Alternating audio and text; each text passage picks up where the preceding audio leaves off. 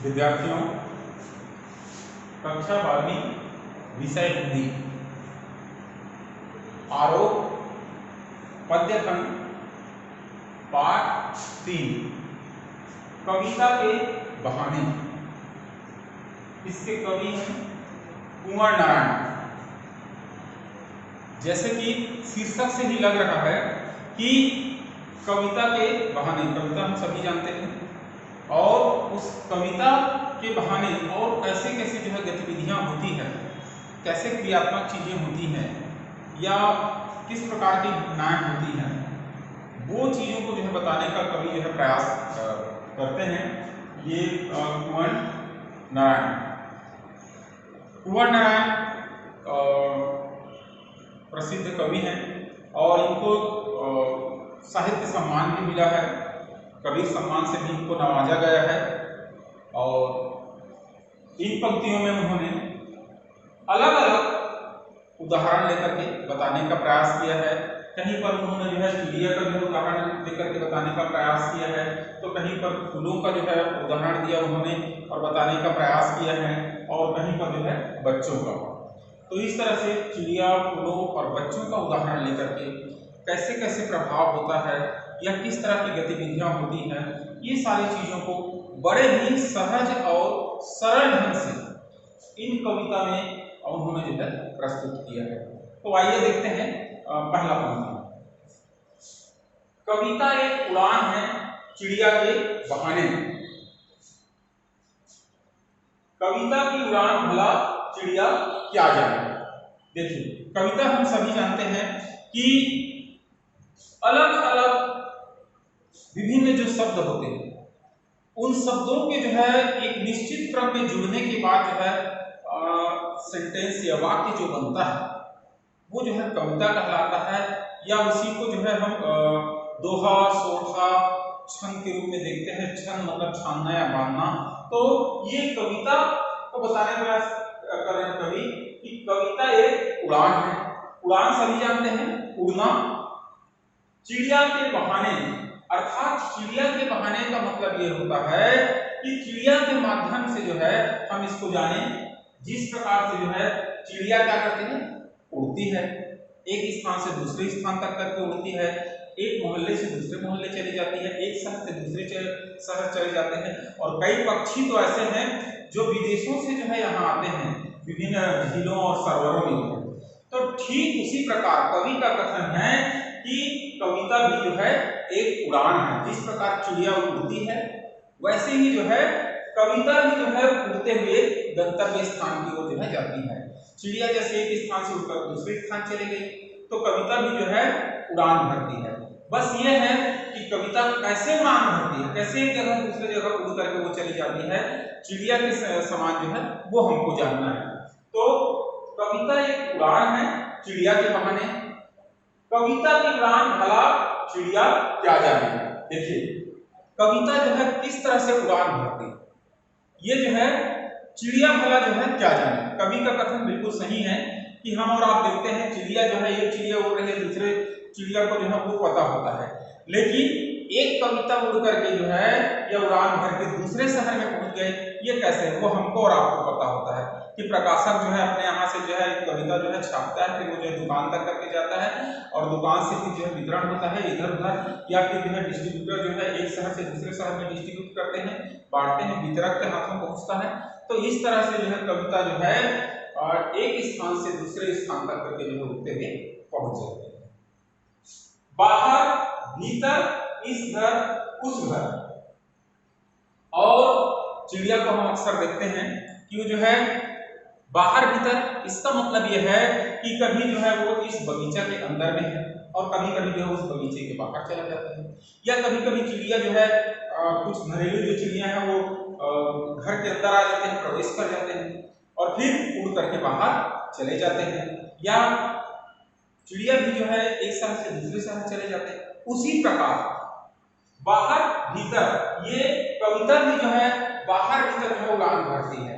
बाहर भीतर का मतलब यह है कि घरों के अंदर और घर के बाहर, स्कूल में, या फिर जो है कहीं जलसा में, कहीं सभा पर जो है, या फिर जो है कहीं सिनेमा घरों में, चलचित्र में, हर जगह साहित्य में ये जो उड़ान भरते रहते हैं, इस घर उस घर, किताब के माध्यम से या ऑडियो वीडियो के द्वारा जो है एक घर से दूसरे घर जो है ये उड़ान भरती है।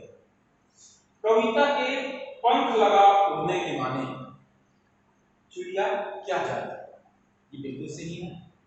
चिड़िया क्या जाने, चिड़िया को जो है इस बात का एहसास ही नहीं होता है, पता ही नहीं चलता है। क्या पता नहीं चलता है कि कविता के पंख लगा उड़ने के माने, कविता का पंख मतलब सभी समझते हैं, पर उड़ने के माने, ये माने शब्द एक आता है। माने का मतलब ये होता है उसके मायने, उसका मतलब। चिड़िया जो है उसका मतलब जो है नहीं समझ पाती। चिड़िया को तो सिर्फ ये समझ में आएगा तो वो चिड़िया उड़ रही है तो दूसरे चिड़िया कैसे उड़ रही है, उसका पंख मजबूत है या उसको जो है तेज गति प्रदान करने के लिए वैसा पंख जो है उसके अनुकूल बना हुआ है, इस कारण से वो चिड़िया से उड़ रही है। किंतु यहाँ पर कविता के पंख लगा उड़ने के माने, अर्थात उड़ान भरने के लिए जो है कविता का भी जो है पंख लगा हुआ है। उस पंख के सहारे जो है कविता भी जो है उड़कर एक स्थान से दूसरे स्थान पहुंच जाती है। लेकिन इसको जो है ये चिड़िया जो है नहीं जान पाती है। चिड़िया क्या जाने, उसको जो है हम और आप जानते हैं कि कविता एक स्थान से उड़ते हुए दूसरे स्थान तक कैसे पहुंचती है। अर्थात चिड़िया एक स्थान से दूसरे स्थान कैसे उड़ती है, वह जो है अभी मैंने थोड़ा देर पहले बताया कि प्रकाशक, डिस्ट्रीब्यूटर या वितरक, फिर दुकानदार या पढ़ने वाले लोग हैं या कवि लोग हैं, आम जनता है, उनके द्वारा जो है एक स्थान से दूसरे स्थान ये जो पहुंचना है, उसी को जो है कवि कुंवर नारायण ये कहना चाह रहे हैं कि चिड़ियों के भी, कविता के भी जो है चिड़ियों के समान पंख हैं, इसलिए जो है वो जैसे चिड़िया एक स्थान से दूसरे स्थान उड़ती है, कविता भी जो है एक स्थान से दूसरे स्थान उड़ते पहुंच जाती है। आगे देखते हैं, कविता एक खिलना है फूलों के बहाने।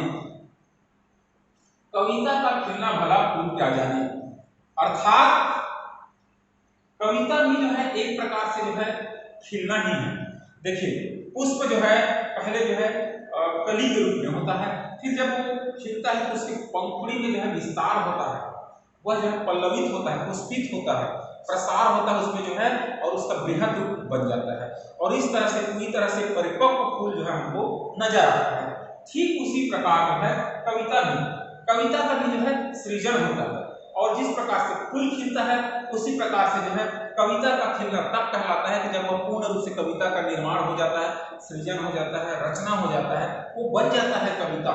जिस प्रकार जो है फूल में एक एक पंखुड़ी है, एक पंखुड़ी से कोई फूल होता है क्या? नहीं होता है। आप गेंदे का फूल देख लीजिए, गुलाब का फूल देख लीजिए, एक पंखुड़ी से जो है कोई फूल नहीं होता है।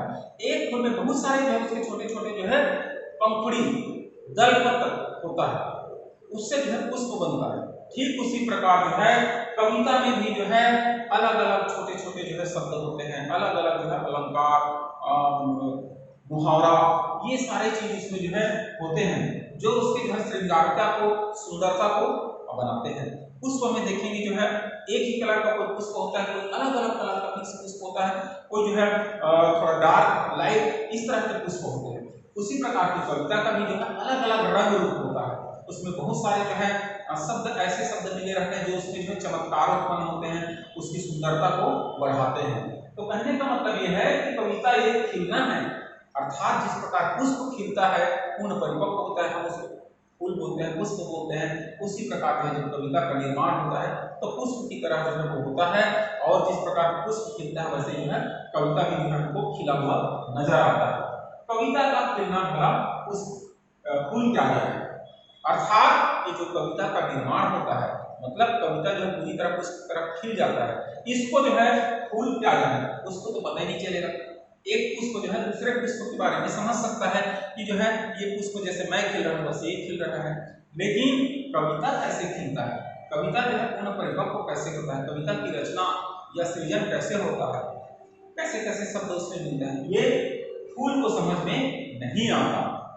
बाहर भीतर, इस घर उस घर, कहने का मतलब यह है कि जिस प्रकार से पुष्प जो है, पुष्प का घर क्या होता है, बगिया होता है, तो फूल जो है इस बाग से उस बाग पौधे में ले जाते हैं, या फिर कुछ दुकानों में जाकर के जो है उसको ले जाते हैं जहाँ फूल से माला निर्माण और विभिन्न चीजें गुलदस्ता वगैरह बनता है, ये है, या गमले में उसको सजाया जाता है।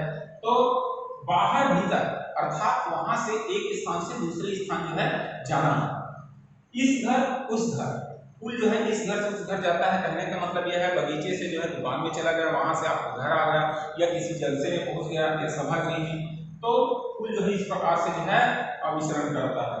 तो उसी प्रकार जो है कविता भी जो है एक स्थान से दूसरे स्थान जो है फूल की तरह जो है विचरण करता है। पहले पंक्ति में हमने देखा कि वो चिड़िया की तरह जो है एक स्थान से दूसरे स्थान उड़ान भर रही थी, और यहाँ पुष्प की तरह जो है वो एक स्थान से दूसरे स्थान जो कविता पहुंच रही है। बिना मुरझाए महकने के माने, फिर यह माने समझना, माने का मतलब यहाँ क्या होता है, मतलब, इसका मतलब क्या होता है, अर्थात बिना मुरझाए महकना, पुष्प जो है होता है वह जो है जब तक करके नहीं मुरझाया रहता है, सूखा नहीं रहता है, उसमें से खुशबू आती है। हम और आप सभी जानते हैं कि पुष्प जो है सुगंधित होता है, खुशबूदार होता है, उसमें विशेष महक होती है, और वो तब तक होता है जब तक करके जो है वो मुरझा न जाए, सूख न जाए। मुरझा जाने, सूख जाने के बाद जो है उसकी सारी सुंदरता और खुशबू महक जो है वो चली जाती है। किंतु कविता का एक बार सृजन हो गया, वो पुष्पित हो गया, तो फिर जो है वो हमेशा के लिए 10 साल बाद भी यदि आप देखेंगे तो उसमें जो है उतनी ही सुंदरता और जो है उतनी ही खुशबू जो है आपको प्राप्त होगी। कविता नहीं मुरझाता। अब बिना मुरझाए महकने के माने, कविता जो है बिना मुरझाए जो है सालों साल जो है महकते रहता है, मतलब खुशबू देते रहता है, सुंदर लगता है। इस बात का जो है इसका मतलब जो है वो कैसे होता है, ये फूल क्या जाने, फूल जो है नहीं जान पाता, और जानेगा भी कैसे, है ना। फूल जो है वह तो जो है फूलों का मुरझाना और खिलना को वह समझ सकता है, लेकिन ये कविता जो है सालों साल, एक बार पुष्पित हो गया तो कई साल, 10 साल, 20 साल, 40 साल, सैकड़ों वर्ष तक करके जो है वो पुष्पित होते रहता है, उसकी खुशबू जो है बिखरती रहती है। और इस बात का आकलन, इस बात का मतलब जो है पुष्प जो है या फूल जो है नहीं समझ पाता कि ये कविता जो है सालों साल जो है इसमें कैसे खुशबू बना हुआ है। ठीक, अगला कविता एक खेल है बच्चों के बहाने। कविता जो है एक खेल ही है बच्चों के बहाने। कहने का मतलब यह है कि बच्चे विभिन्न प्रकार के खेल खेलते हैं, हम जानते हैं। तो विभिन्न प्रकार मतलब एक ही प्रकार में अलग अलग प्रकार के खेल जो है बच्चे जो है खेलते रहते हैं। ठीक उसी प्रकार जो है कविता भी एक खेल ही तो है। अलग अलग प्रकार की रचनाएं होती हैं उसकी, कभी सोरठा हो जाता है, कभी जो है दोहा भी, कभी छंद, कभी चौपाई, कभी रोला, कभी सवैया, इस तरह से जो है, या कभी गजल, कभी रुबाइयां, अलग अलग रूप में जो है ये कविताओं का जो है निर्माण होता है। तो जिस प्रकार जो है बच्चे जो है खेलते हैं वैसे ही जो है कविता का निर्माण होता है। बाहर भीतर, यह घर वह घर, फिर वही बात, बच्चे जो है कहाँ खेलते हैं, कैसे जगह में खेलते हैं, घर में भी खेलते हैं, घर के बाहर भी खेलते हैं, मैदान में खेलते हैं, यहाँ तक करके जो है इस शहर में खेलते हैं, इस शहर से बाहर भी खेलते हैं, और अब तो ऐसा है कि इस देश और दूसरे देश भी खेलने जाते हैं।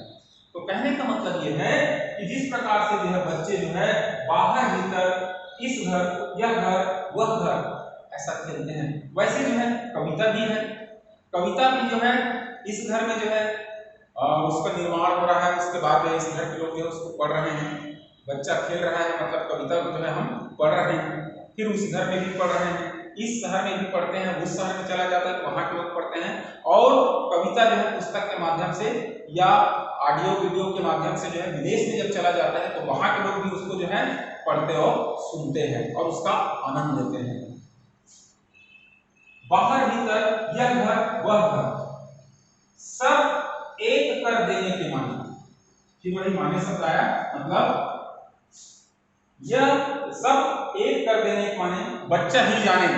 अब यहाँ पर आता है बच्चा ही जाने, अर्थात बच्चा जानता है सब एक कर देने के माने, इस घर उस घर, यहाँ से वहां जो है वो सारा चीज जो है एक कर देता है। इसका मतलब जो है बच्चा ही जानता है। क्यों जानता है बच्चा? फूल को तो नहीं पता, चिड़िया को नहीं पता, बच्चा में जो है वो संवेदना होती है, बच्चे जो है कवि सिर्फ ये कहना चाहते हैं यहाँ कि बच्चे में जो है निस्वार्थ भाव होता है, उसमें जो है अपना पराया नहीं होता है, इसलिए जो है वो सबको जो है एक कर देता है। अर्थात कोई भेदभाव नहीं, किसी प्रकार का छल कपट नहीं, बच्चा जो है किसी के भी साथ कैसा भी खेल है वह सब जो है खेलता है, और वो बच्चा ही जो है सब एक कर देने के माने बच्चा ही जाने, और इसको जो है हम और आप जो है नहीं समझ पाएंगे। ये जो है बच्चा ही जाने कि वह जो है कैसे कभी इस खेल को खेल रहा है, कभी उस खेल को खेल रहा है, कभी इसके साथ खेल रहा है, कभी उसके साथ खेल रहा है, और इस तरह से जो है वो उसके मन में किसी भी प्रकार की कोई द्वेष नहीं होता है, किसी भी प्रकार का कोई रंज नहीं होता है, किसी भी प्रकार की जो है कोई दुश्मनी का भाव नहीं होता है। बचपना जो है एक अल्हड़ता होती है जिसमें किसी भी प्रकार के जो है मन में कोई भेद नहीं होता है। कवि जो है यही बताने का प्रयास उन पंक्तियों में करते हैं, और इस तरह से जो है कविता के बहाने जो है ये पाठ जो है समाप्त होती है। यदि हम सभी पंक्तियों का सार या सारांश देखना चाहें तो इसका मतलब सिर्फ इतना है कि कुंवर नारायण कवि इस कविता के बहाने पंक्ति शीर्षक के बहाने ये बताना चाह रहे हैं कि कविता और चिड़िया लगभग एक ही है। जिस प्रकार चिड़िया उड़ान भरती है उसी प्रकार जो है कविता भी उड़ान भरती है। चिड़िया जो है घर में, घोंसला में या बाहर में या पेड़ पौधे पर जो है बगीचे में विचरण करता है, उसी प्रकार कविता भी जो है घर में, मोहल्ले में, स्कूल में या फिर शहर में, दूसरे शहर देश में जो है ये विचरण करता है। फिर फूलों के बहाने उन्होंने कहा कि जिस प्रकार फूल का सृजन होता है, फूल में विभिन्न दल पत्र होते हैं, उसी प्रकार जो है कविता का भी सृजन होता है, कविता का निर्माण होता है। पुष्प जब पुष्पित हो जाता है, फूल खिल जाता है, तो हम ये सोचते हैं कि कविता का भी निर्माण हो गया। तो जिस प्रकार फूल जो है खुशबू फैलाता है, तो वो जो है कविता भी जो है चारों जो होता है, उसकी जो सुंदरता है कविता का या उसका जो महत्व है वो जो है अलग अलग स्थानों में देश विदेश तक करके जो है फैलता है। बस फर्क इतना है कि पुष्प को कभी पता नहीं चल पाता कि जो है ये कविता जो है मुरझाने के बाद भी इसमें कैसे सुगंध रहता है। वो हम जानते हैं और आप समझते हैं कि हमारे जो कविता है उसका निर्माण एक बार हो जाता है तो सालों साल उसमें से जो है महक रहती है, उसका महत्व जो है समाप्त नहीं होता, जबकि फूलों में ऐसा नहीं होता है। तीसरे इन पंक्तियों में जो है हम बताने का प्रयास किया कि कविता जो है बच्चों के खेल के समान नहीं है। खेल खेल में जो है बच्चे जो है अलग अलग तरह के खेलते हैं और उसका आनंद लेते हैं, उसी प्रकार से जो है कविता भी जो है इसकी रचना और निर्माण होती है, खेल खेल में निर्माण होती है। अलग अलग शब्दों या वाक्यों को मिला करके जो है हम रस छंद अलंकार को जोड़ करके जो है कविताओं की जो है रचना करते हैं, बनाते हैं, और उसमें जो है जिस प्रकार बच्चे खेल का आनंद उठाते हैं उसी प्रकार जो है कविता का आनंद हम भी उठाते हैं। उससे जो है हमको विभिन्न गुणों की प्राप्ति होती है, ये भी है। बस ये है कि ये भी जो है इस देश उस देश में जो है जाती है कविता, या बच्चे इस घर उस घर, इस देश उस देश जो खेलते हुए पहुंच जाता है। लेकिन फर्क इतना है कि बच्चे के मन में किसी भी प्रकार का भेदभाव नहीं होता, इसलिए जो है कविता कवि कहता है कि यह सब कर देने के माने बच्चा ही जाने। अर्थात यदि बड़े हैं तो उनको जो है जिनके से द्वेष रहेगा वो उसके साथ खेलना पसंद नहीं करेगा, उसका घर जाना नहीं पसंद करेगा। लेकिन बच्चे के लिए ऐसा कोई भेदभाव नहीं रहता है, वह जो है निसंकोच जो है सबके साथ घुल मिल करके जो है खेलता है, इस जगह को उस जगह जाता है। और इस तरह से जो है ये कविता के बहाने जो पाठ समाप्त होती है। धन्यवाद।